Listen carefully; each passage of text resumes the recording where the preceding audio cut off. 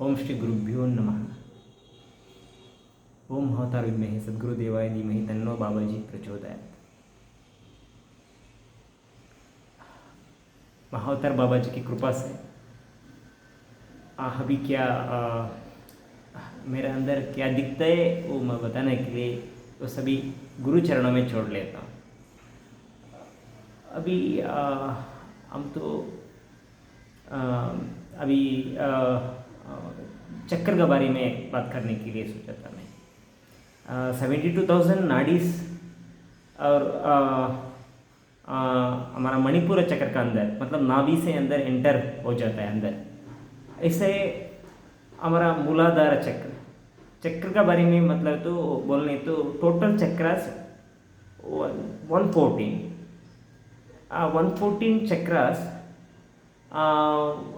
108 चक्रास हम लोग एक्टिवेट करने तो ऑटोमेटिकली और 6 चक्रास एक्टिवेट हो जाता है, हम परमेश्वर भी बन जाता है। मतलब उतना तो परमेश्वर भी बताता है ना। ऐसे महावतार बाबा जी ने गुरु जी का गुरुदेव का कृपा से क्या दिखता है वही बताने के लिए मैं सोचता हूँ। अभी देखिए उतना चक्कर में अभी तो हमारा मूलाधार चक्र पूरा हमारा बॉडी का पूरा सेंटर है, सेंटर से और पूरा अड्डी पीछे वाला और बॉटम में पूरा गुदद्वार से चालू होता है हमारा मूलाधार और मर्मांस का पास होता है और स्वादिष्टान चक्र, उसका ऊपर नाभि का पास होता है मणिपुर चक्र और पूरा पीछे मतलब सीधा स्ट्राइट लाइन में रहता है और उसके बाद अनाहत चक्र हृदय भाग में रहता है और कंठस्थ भाग में विशुद्धि चक्र रहता है। आज्ञा चक्र ये भ्रू मध्य में रहता है, सहस्रार चक्र इसमें रहता है। और गुरुजी का और गुरुदेव का कृपा से मैं ऐसे ही क्या आगे ऐसे सोच सकता हूँ, क्या मिल गया मुझे वो बताने के लिए मैं सोचूँ। बाद में अब हम कम से कम 9 चक्र को एक्टिवेट करना, 7 चक्र सभी जगह में बता जाता है और 2 चक्र था और 2 चक्र मिल गया, उसके लिए नाम भी हम ऐसा रखा वो क्या होता क्या है आप बताना पड़ेगा गुरुदेव का गुरुजी के पास ये चरणों में सभी। अभी देखिए हमारा ये सप्त चक्र हो गया, इस पे और 2 चक्र हमारा ब्रेन में 1 भाग 2 भाग 3 भाग तीनों मिलकर एक स्थान था। ये स्थान पर ये त्रिवेणी संगम, ये त्रिवेणी संगम होता है ना, ये भाग में गो चक्र मतलब गो स्वर्ग है, उसको गो चक्र और गो स्वर्ग ना। और पीछे वाला मेमोरी के लिए ब्रेन है ना, ये पीछे वाला एग्जैक्ट सेंटर हमारा एग्जैक्ट सेंटर 2 आंख का सेंटर एग्जैक्ट पीछे वो उधर होता है स्वर्ग चक्र स्वर्ग लोक ऐसा। उसके लिए लोक बारे में बात करें तो मूलाधार भूमि, स्वादिष्टान जल, मणिपुर अग्नि, अनाहत वायु, विशुद्धि आकाश। उसको ऊपर क्या था, उसको ऊपर भी है, उसको ऊपर क्या होता था, उसको ऊपर परमेश्वर परिवार समेत माता पार्वती परमेश्वर मेरे के लिए इधर था। ये दिख रहा है बाबा जी का ध्यान में जा रहे तो यही दिख रहा है इधर माता पार्वती परमेश्वर था। बाद में ये आज्ञा चक्र है ना, आज्ञा चक्र एग्जैक्ट बॉडी का सेंटर से दिखता है। फिर भी ये इधर एक आंक था, आंक जैसा एक दीप जलता है इधर सामने, दोनों आंक का सेंटर इधर दीप जैसा हमें चांदी लगता है रखता है, ऐसा ही इधर दीप था, वो दीप ज्योतिर्माता ऐसे बीच में सेंटर में आज्ञा चक्र, ठीक है।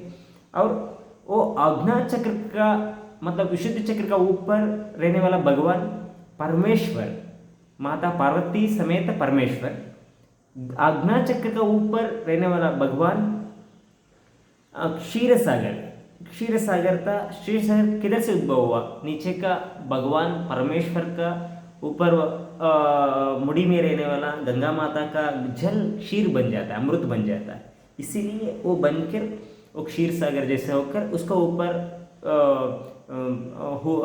सोने वाला अखंडला मंडलाकार, मतलब भुजग शयनम हमारा विष्णु भगवान, ये बाग मेरा को ये बाग में दिख रहा है। ये बाग में शेष शयन होके भगवान और लक्ष्मी माता का साथ शेष शयन का साथ शेष शयन कर रहा है इधर, है ना। बाद में इसका ऊपर सहस्रार चक्र, इधर ब्रह्म है। कैसे? अभी इधर विष्णु भगवान का नाभि से उद्भव हुआ, विष्णु भगवान से नाभि से उद्भव हुआ और ऊपर ही आना है ना, ऊपर आने तो ब्रह्मरंध्र, ये ब्रह्मरंध्र से ऊपर आकर और आज्ञा चक्र का ऊपर रहने वाला और कमल का ऊपर था ब्रह्मदेव, ब्रह्मदेव उधर था, ठीक है। ब्रह्मदेव कौन था? ब्रह्मदेव विष्णु भगवान का पुत्र हो गए, माता लक्ष्मी माता का और विष्णु भगवान का पुत्र हो गए, ठीक है। इधर सरस्वती माता कैसे आ गए सृष्टि में, ये तो सभी बता रहे हैं। और इसका बेटी को शादी किया सरस्वती माता को, उन्होंने में हमारा इसमें गलती क्या हो रहा है अभी देखिए। वो सरस्वती माता कौन था अभी बताएंगे। माता उद्भव हुआ है परमेश्वर, इधर शिव है ना, शिव जी का पुत्री, वो गंगा माता का साथ साथ वो गंगा माता कितना सुंदर था, कितना ज्ञानी था, कितना पवित्र था, उसके साथ मुड़ी से एक कमल उद्भव होता है, वो कमल हाके ऊपर जाता है, मतलब ब्रह्म जी का साथ और एक कमल में उद्भव हुआ सरस्वती माता। सरस्वती माता कौन था? माता पार्वती और परमेश्वर जी का पुत्री। ये माता पार्वती परमेश्वर जी का पुत्री को ऊपर दिया, ब्रह्म को शादी करने के लिए दिया। ब्रह्म कौन था? माता लक्ष्मी माता और विष्णु भगवान का पुत्र था। इन दोनों कौन था? इनका बहन पार्वती माता को शिव जी को दिया, शिव जी का बहन को लक्ष्मी माता को विष्णु जी को दिया। मतलब ये दोनों इनका बेटे को इनको बेटी को शादी करवाया, वो सही था, हमारा वेद को गलती नहीं है और पुराण भी सही था, इसलिए हो गए, है ना। और ब्रह्मलोक का थोड़ा बगल में वो गोलोक आता है, गोलोक है गोस्वर्ग, ये गोलोक है। ये गोलोक 3 ब्रेन का त्रिवेणी संगम में गोलोक, और नीचे मेमोरी या ज्ञापक, वो ज्ञापक भी स्वर्ग है, और हम क्या सोचता है वो स्वर्ग है, इसलिए स्वर्ग लोग पीछे रहता है। इसलिए भगवान का पीछे कभी भी सूर्य चंद्र इंद्रादि देवत स्वर्ग रहता है, भगवान के पीछे ही प्रभावड़ी होता है। इसलिए इधर से हर मनुष्य में भी भगवान है, मैं भी भगवान हूँ, हर आदमी भी भगवान, ऐसा मानता हूँ। मैं मान गया मैं भगवान, सभी आदमी भगवान मानता है क्या? वो लोग भी मान गए तो वो लोग भी भगवान है, इसलिए हम ब्रह्मास्त्र में बताया ना भगवान। इसलिए गुरु जी सभी ये गुरु को चरणों पे, इसलिए ये स्वर्गलोक हो गया, है ना।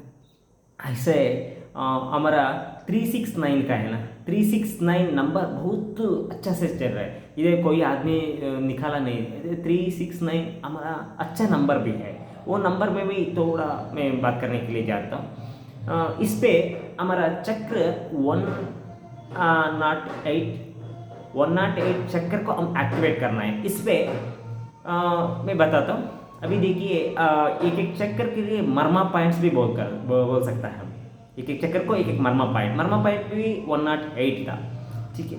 ऐसा है ब्रेन 107, इंक्लूडिंग ब्रेन 108 ऐसा। इसलिए अभी देखिए इसमें क्या होता है 108 पे, और एक एक ही बोल के आया था उस पर से। अभी मन के लिए सोचने के लिए पूरा आकाश तत्व मन, इसलिए उधर शून्य ईश्वर माना जाता है, शून्यता, तो चक्र कुछ नहीं रहता है उधर, ऐसा मैं सोचा। बाद में एक तीन बढ़ के जाता है। बाद में वायु तत्व में 3 चक्र रहता है, इसको प्लस कीजिए। बाद में 3 चक्र का साथ और 3 हम बढ़ने पड़ेगा। 3 चक्र को एक चक्कर को एक 3 जैसा प्लस करेगा। वायु हो गया, अग्नि को 3 9 चक्र हो गए, ऐसा 9 चक्र अग्नि में हो गया। फिर जल को आ जाइए, जल को 9 चक्र को और 3 नीचे आ जाना, 3 चक्र होना है। अब इसलिए जल में 27 चक्रास हो गया, 27 चक्रास को और 3 बढ़ा के आइए, 81 चक्र होता है। प्लस कीजिए तो 120 चक्र होता है। 120 चक्र में इसमें भी मेरे हिसाब में आ गया 6 चक्रास माइनस करना पड़ेगा। इसको अरिषड वर्ग में हमारा आदमी को फंसाता है अरिषड वर्ग, है ना, इसलिए 6 चक्र उसमें फंस जाता है ना, इसीलिए इसको क्या करना, माइनस करना पड़ेगा। अरिषड वर्ग को निकालने तो हमारे पास आता है 114, मेरा सोच में 114 हो गया। 114 में 108 एक्टिवेट करेगा तो और 14 आप आ जाएगा, इसलिए ठीक है। इतना इसका बारे में। और 369 का एक सोच खोज था, इसमें खोज में मैं आपका सामने रखने के लिए सोचता हूँ। इसमें 3 था परमेश्वर का बारे में। 3 परमेश्वर जी को प्राप्ति करने के लिए, मतलब परमेश्वर जी के पास 3 सिर्फ रहने तो हम जी सकता है, मतलब वायु, जल और अन्न, इस रहने तो ये शिव जी के पास। और विष्णु जी के पास 6 वायु, जल, अन्न, इसका साथ हम क्या करना, वस्त्र लेना पड़ेगा और शुचित्व, मतलब स्नान आदि, कपड़ा धोना, सब कुछ शुचित्व होना पड़ेगा। और कर्म नहीं तो क्रिया, वर्क ऐसा बोल सकता है, ये 6 होना पड़ेगा। होने तो विष्णु जी, लक्ष्मी माता का कृपा हो सकता है। और ब्रह्म जी का और ऊपर बढ़ना, हम क्या करना पड़ेगा, उधर ही करना पड़ेगा। हम वायु, जल, अन्न, इसका साथ स्नान, शुचित्व, कर्म, मतलब माने कार्य, ऐसे होना। और 3 इसमें न होना है ना, इसलिए इसमें क्या कमा सकता है इधर इतना जीने के लिए। इसका एग्जाम्पल नागा साधु, योगी बाबा सभी रहता है। और इधर आने तो क्षत्रिय तेज आता है, इसलिए इधर पूरा कमा सकता है, और आरोग्य भी है, ज्ञान भी है, कमा भी सकता है ना। बाद में इधर आने तो कमाने वाला चीज़ को हम क्या करना है, और 3 चीज़ का दान करना है। हम दान करना सीखना पड़ेगा। दान कर ब्रह्म तत्व आने के लिए हमको सभी को, शिव तत्व के लिए 3 बस, विष्णु तत्व के लिए 6 करना पड़ेगा, ब्रह्म तत्व के लिए 9 कार्य करना पड़ेगा इसका साथ साथ। और उसको 3 क्या है, दान करना पड़ेगा, दान। और दान का बाद ध्यान करना पड़ेगा, ध्यान, तपस ध्यान, इसीलिए पड़े ध्यान, लास्ट में ज्ञान और साधना, ये करना पड़ेगा। इसलिए 9 369 एक खोज ये तो मेरे को मिल गया। ये तो गुरु जी के पास क्या होता है देखना पड़ेगा। इतना बाबा जी का कृपा है, और बाबा जी का कृपा से और क्या होना मैं सोच रहा हूँ। सभी को नमस्कार। बाबा जी और बालाजी के लिए दोनों भी कलयुग का पुरुष, कलयुग का दैव है, और बाबा जी भी है गुरुदेव। और सभी गुरु जी को नमस्कार करता, बंद करता। जय श्री राम।